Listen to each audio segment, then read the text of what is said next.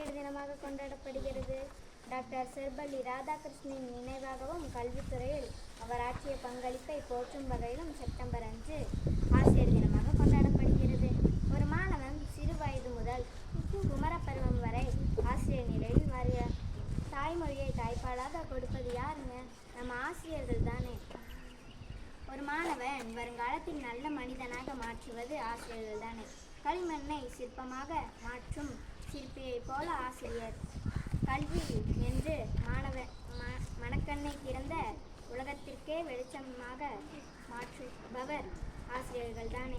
இன்றைய மாணவர்கள் நாளைய தலைவர்கள், அறிஞர்கள் என தன்னை உருவாக்கி வெளிச்சம் தரும் மெழுகை போல ஆசிரியர்கள் மாணவர்களுக்கு வெளிச்சம் இருக்கிறார்கள்.